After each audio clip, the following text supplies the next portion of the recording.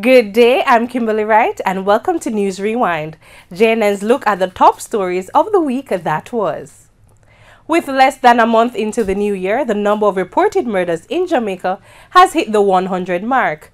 This was revealed in data obtained from the Jamaica Constabulary Force cover period, January 1 to January 20. A breakdown of the data revealed that 13 more people were murdered when compared to the corresponding period in 2017.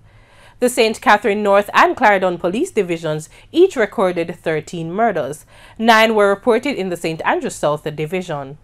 However, while there has been an increase in killings, there has been a reduction in other major crimes. Reported cases of aggravated assault declined by 51%, while break-ins were down by 50%. The data for the January 1 to 20 period also showed a 60% decline in rape. The number of reported robberies fell by 16%. There are reports out of Canada that the daughter of the Canadian couple found murdered at their home in St. Thomas 2 weeks ago is making arrangements to return the bodies to the country. However, she has expressed concerns that Jamaican investigators may not have the manpower to adequately probe the case. We have more in this report from CTV News. A couple murdered in Jamaica is facing several challenges bringing their bodies back to Canada. So I do know that because they're Canadians, they're doing something about it. But had they been simply Jamaican nationals, I don't know. Melbourne Flake and his wife Etta were found dead in their St. Thomas vacation home January 9th. Their daughter Debbie Olford says she's waiting on a signature from the coroner's office in Jamaica to release their bodies. After that, she says it will cost about $13,000 plus airfare to transport their bodies to Winnipeg. She also is hoping for justice. Because I have been informed that there are some strong leads that the police are following, I'm extremely encouraged. However, I do understand that the police department is extremely stretched. Olford says RCMP have offered to help in the investigation, but the Jamaican force has turned down the offer. RCMP in Ottawa won't comment on international investigations. The Canadian government is warning travelers seeking sun in Jamaica to exercise a high degree of caution. Last week, Jamaican authorities imposed a military lockdown in St. James Parish. It has been less than a week since the state of public emergency was declared in Montego Bay, St. James. Reports are that several men have already been detained. Shauna Gay Warren has the details. The police have reported that since the state of emergency was announced on Thursday, more than 100 persons have been detained at the Freeport police station in Montego Bay, St. James. In light of this, the Office of the Public Defender has started taking steps to intervene in the matter. Public Defender Arlene Harrison Henry has confirmed that information is being gathered which will guide what action her office takes. Up to news time, the police had reported that 197 persons were taken into custody over a period of 3 days. Some have been granted bail and others released without charge. However, up to Monday afternoon, there were 111 persons still in custody, with 10 of them to be charged with various offenses. Mrs. Harrison Henry added that her office is closely monitoring the situation. We have not received complaints, but we are certainly monitoring what is happening. And you have to remember that we don't have to receive a complaint to investigate something. So this is a matter that is high on our radar and on our priority. We're actually intended to go into Montego Bay today, but we said no. Let us get a report from our office first before making that journey into Montego Bay. So it is not far from our agenda and our thoughts, not at all. In the meantime, the public defender is awaiting a report on the situation at the Freeport police station. Our concerns relate not only to legal representation, but also to the general conditions under which these detainees are being held. I will get a full report and I'll be able to make a more definitive statement on the condition, because we know that we have a problem with overcrowding, and we know also that in 2010 the conditions under which the detainees were kept those conditions were absolutely deplorable, unsuited, inappropriate, and in violation of basic standards. The state of public emergency was declared by Prime Minister Andrew Holness on January 18 at Jamaica House in response to an upsurge of crime in St. James. The Office of the Children's Advocate OCA is ramping up its resources to secure legal representation for children who have been detained under the state of emergency in St. James. More than 100 persons have been detained so far under the state of emergency in St. James, and the number is expected to increase. Frontline News understands that several minors were detained up to Tuesday afternoon. Children's Advocate Diane Gordon-Harrison says her office is mobilizing its resources to get legal representation for these children. She added that this is on the basis of reports her office has received. Human rights advocates and legal practitioners have expressed concerns about reports of severe overcrowding and dehumanizing conditions inside the detention centers in addition to health risks. Mrs. Gordon-Harrison explained how the matter was brought to the attention of the OCA. The Office of the Children's Advocate became aware of this during the course of today, and we have confirmed through correspondence from the Detention and Courts Unit within the JCF and also through dialogue with the courts in St. James that there are in fact some minors who have been detained for questioning and are of other interest, we understand, to the police. The Children's Advocate shared the nature of the intervention being contemplated by the OCA. The Office of the Children's Advocate is currently putting together a response, really, to provide legal representation, not to frustrate the efforts of the security forces at all, but merely to facilitate the process from the perspective of each person has a right to legal representation, and then also to see if we need to do an assessment of the lockups. The state of public emergency was declared by Prime Minister Andrew Holness on January 18 at Jamaica House in response to an upsurge in crime in St. James. Meanwhile, alarms have been raised in St. James that the security forces are not complying with regulations which were published to guide how they operate under the state of emergency. The state of public emergency was declared on January 18 by Prime Minister Andrew Holness in response to an upsurge in crime in St. James. There are no reports that the Jamaica Constabulary Force and the Jamaica Defence Force are not carrying out their operations in line with regulations that were published. Sources say there continues to be a significant delay in the release of persons who have been arrested and processed by the police. The state of affairs has been raised by the Cornwall Bar Association. Since the start of the state of emergency a week ago, there has been a rapid increase in the number of detainees, and overcrowding has started to generate health concerns. President of the Cornwall Bar Association, Stacey Ann Young, said the group remains deeply concerned about the matter. For the persons who I have interviewed, for most of them, there does not seem to be any clear pattern or indication that these persons were persons of interest. And we see where the guidelines were tabled and they've been published. And according to the guidelines, persons are not supposed to be just picked up arbitrarily. There still has to be some suspicion that these persons would have been interfering with the peace, or that they would have been wanted in connection to some kind of offense. And what we find is that there's no real questioning, there's no real basis, so there's no method that is being implemented, but just the arbitrary detention. And that is of concern to us at this time. The regulations accompanying the state of emergency also provide for the establishment of the Emergency Powers Review Tribunal, which will review cases of detention or restriction. The members of the tribunal were named on Wednesday. The Cornwall Bar Association has given an update on the scores of persons who have been detained and are scheduled to be processed and released. In relation to the persons who are in custody, when I attended the Freeport lockup this afternoon at about 4 o'clock, none of the persons that were taken up in the general dragnet, none of those persons were released as yet.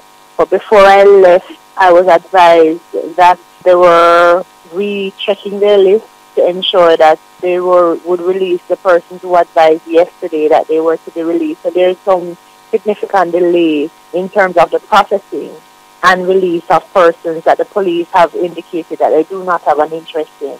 Over 100 persons were detained up to Wednesday afternoon in Montego Bay, St. James. As several Jamaicans laud the Sentence Reduction Day initiative, many, including opposition spokesman on justice, Senator Donna Scott Motley, are calling for an overhaul of the justice system. Akuya Rademari has more. Opposition spokesperson on justice, Senator Donna Scott Motley, described the Sentence Reduction Day initiative as commercialized. The manner in which it was done, discount days, sounded like a commercialization of justice, like justice was really for sale. Now, if you recall, we have always had the situation where if you plead guilty, that is taken into account by any judge because it is felt that you have spared funds that could be spent in investigation, you have saved time in the court, and so on, and that you have shown that you have some kind of remorse about the act that you have committed. The way in which the sentence reduction days have been promoted, I think, is unfortunate because it suggests almost like a 2-for-1. She said the Sentence Day Reduction initiative should have been promoted more among attorneys who might not have been aware of the provision in the Criminal Administrative Act rather than to the public. Senator Scott Motley added that the Act makes provision for a reduced sentence if a person pleads guilty in certain situations. However, this does not include cases of murder. She said in order to address certain inequities in the justice system, a holistic view must be taken when dealing with the administration of justice. The manner in which it was done, discount days, sounded like a commercialization of justice, like justice was really for sale.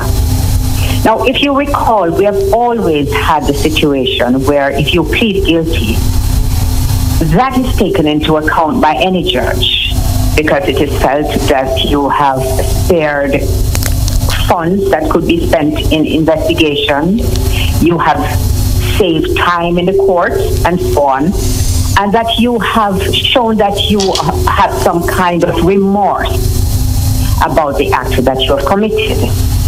The way in which the sentence reduction days have been promoted, I think, is unfortunate because it suggests almost like a 2-for-1. In the meantime, Senator Scott Motley noted that the state of emergency in Montego Bay, St. James, is causing turmoil. The party leader, Dr. Peter Phillips, this morning, the leader of opposition, actually advocated that. Good. Because as he said, if you put 2 more judges there, devoting a particular time to dealing with those matters, then the people will feel that it's a really serious attempt to deal with the situation. Yes. Right now we are treating with crime as though it were an event. Yes. So we have an event of Zozo, we have an event of the state of emergency. But if we have a plan, included in that plan we must strengthen the justice aspect of it. The illegal petrol trade in Montego Bay was hampered last week.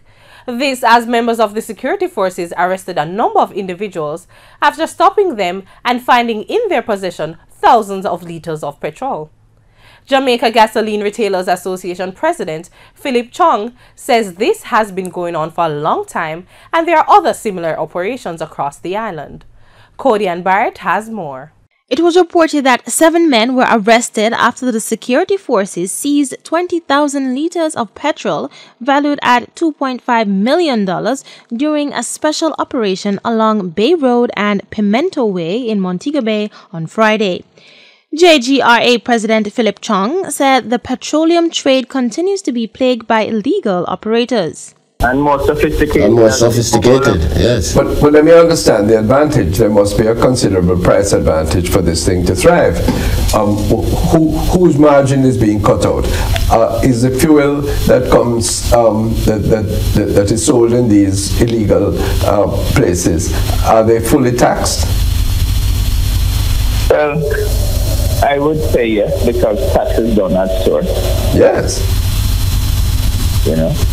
And how it enters the street now is a phenomenal thing, because some companies, and along with the new legislation to control the transportation, is that these vehicles should have trackers on them. But it is not yet. You're not there to, yes. Yes. I mean, the more we have growth in the industry or diversification of the industry with a lot more players in it, right, it seems to be the less control we have. Mr. Chong said the vehicles carrying the petrol are not subjected to audit and trafficking.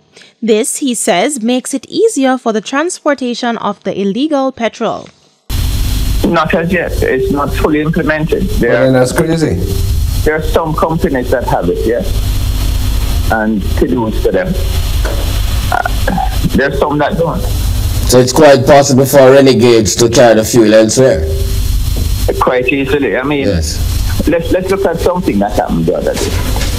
Freeport. It's a refueling terminal, yeah?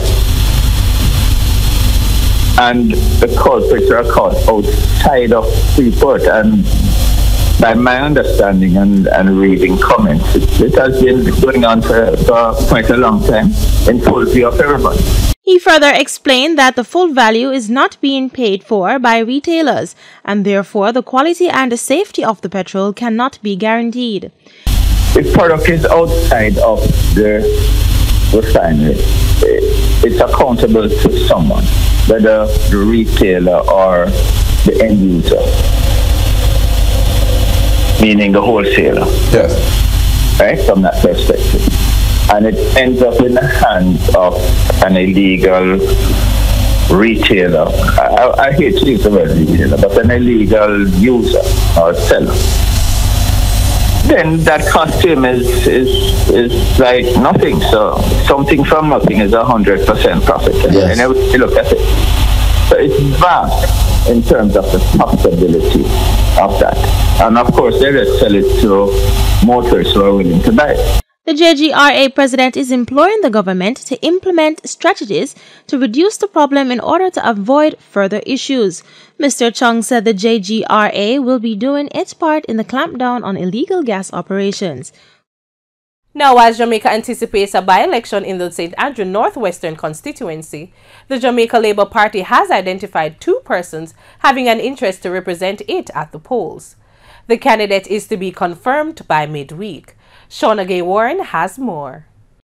The St. Andrew Northwestern seat has been vacant following last week's resignation of Derek Smith. The Jamaica Labour Party, JLP, has revealed that either Ambassador for Economic Affairs Dr. Nigel Clark or Councillor for the Chancery Hall Division Dwayne Smith, the son of Derek Smith, will represent it when the by-election is called. JLP General Secretary Dr. Horace Chang disclosed that the party will decide who will represent it by Wednesday. Mr. Clark's job is a clear possibility, but, you know, Mr. Smith, who is the direction is in there, who is a capable young man. So the party is looking at all the possibilities. Dwayne is a young man who has the experience, go with his father in the seat, has political experience and know-how. Nigel Clark is the kind of person that would be good to have back in the political arena, in there with the technical capacity and what they bring to the table. And Jamaican politics needs some people like him right now. So we want to ensure that it is, whatever happens, the continent remains together and we can go forward with the best choice at this point in time. In the meantime, the Electoral Office of Jamaica says it will be ready whenever the by-election is called. Based on what was reported on the radio, the Electoral Office will initiate some preliminary preparation. For example, we'll establish a budget. However, we anticipate some formal advice from the Parliament, which is usually done once resignation is made to the House. We anticipate that whenever it is announced that we'll be able to facilitate it with little or no concern once the monies are provided. At this point in time, we have not established a budget and therefore I couldn't speak to the anticipated cost. Even though the JLP says it wants an early by-election, up to news time the opposition People's National Party had not yet decided on who will represent it. Prime Minister Andrew Holness is putting a positive spin on the long-term impact of the state of emergency now underway in St. James. Cody and Barrett has that story. The Prime Minister told participants at the opening of the 13th Jamaica Stock Exchange Regional Investment Conference that it will redound to the benefit of all the markets and Jamaica as well. There will be some initial jitters about definitive actions to manage this crime situation. But I think in the medium term, the country will benefit significantly. It is the intention of the government to be persistent in these measures. These are not short-term measures. Speaking at the Jamaica Pegasus on Tuesday, he said those behind the street-level criminals will also be targeted. But to address those who facilitate, support, and give succor to the street-level criminals, we should never believe that the street-level criminals operate on their own. They are financed. They use our banking network. They are well connected. They use our telecommunications infrastructure. They have good transportation. They use our roads. They buy our cars. And they use them in the commission of crimes. Turning to the economy, Mr. Holness identified 5 pillars on which to achieve what he describes as the growth doctrine, among them macroeconomic stability, job creation, renewal of infrastructure, as well as public sector reform. The government has undertaken a very comprehensive program of public sector reform. It has started, and we are already seeing some benefits. We know it is not going to be easy. It will require some amount of right sizing. It will require that we introduce far more intensive programs of performance-based management and performance-based reward systems. The conference is slated to hear from leaders of industry as well as capital markets under the theme Driving Growth, Regional Investments for the Climate of Change. The global shift to more advanced technology may result in the loss of 60% of the jobs in Jamaica. Although this poses some threat to the workforce, many argue that it can be beneficial to our economy. Head of Institute of Sustainable Development at the University of the West Indies, Professor Anthony Clayton, addressed concerns about replacing people with machines. One issue he discussed was if manufacturers and organizations replaced human labor with artificial intelligence, what it would mean for those who are acquiring training at universities. What is it people will go to school for? What will people go to university for? Yes. In the fairly near future, you will be able to buy for the equivalent of $1,000 a device which will probably be a wearable device. It will be very, very small, and it will have more processing capacity than a supercomputer does today, and we're probably 5 or 10 years away from that. Now that means that 5 or 10 years. Professor Clayton spoke on the benefits of having these devices and the impact they might have on the education system in the long run. You will have a device which has access to all of the world's libraries, has access to enormous analytical capacity, and you will be able to ask this device any question and get the answer. So the idea that knowledge consists of packing your head with facts, that concept of knowledge will become less relevant. But what are the advantages and disadvantages and the effect this will have on the country and its workers? What we're going to have to do is think about, and we should really start this process now, think about how our economy is going to be restructured by this change so that we can find ways to give people useful and productive things to do. Otherwise, the social consequences could be devastating. We take a break. News Rewind will be right back with the top business stories. The NSW in Jamaica. President Donald Trump's waste reduction. Marcus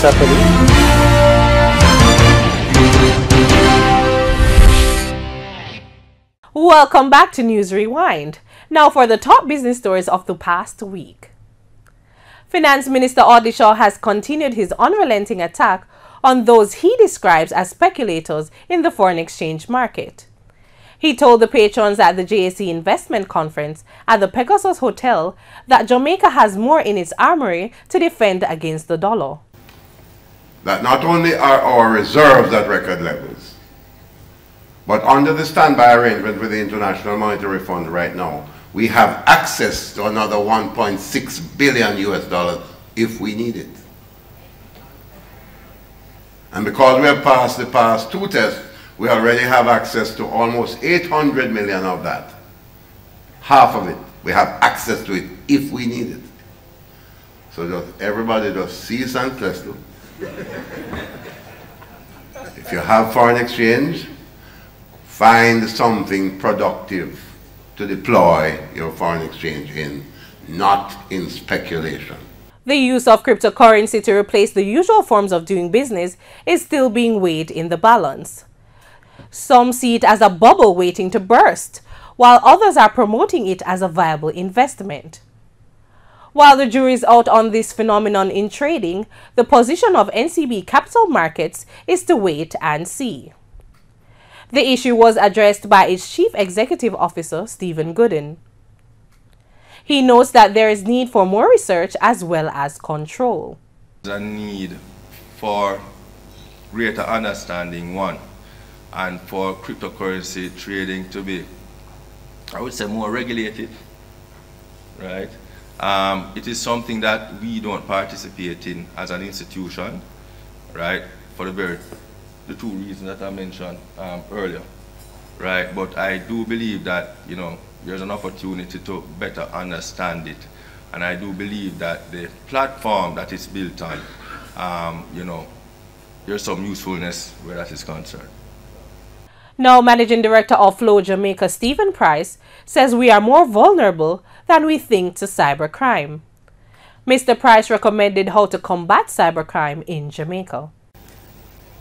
In 2016, Jamaica is estimated to have lost US 100 million to cybercrime, and in 1 month, over 230,000 active cyber threats were detected. Right here. Also in 2017, there was a Carabanat-like attack on a Jamaican financial institution with the intention of siphoning money in a similar method to the 2014 hacker group that stole US 1 billion over 2 years from 100 banks internationally. While these local incidents represent a small fraction of the global figure, they illustrate that our island nation is not immune to cybercrime. Simply put, not investing in cybersecurity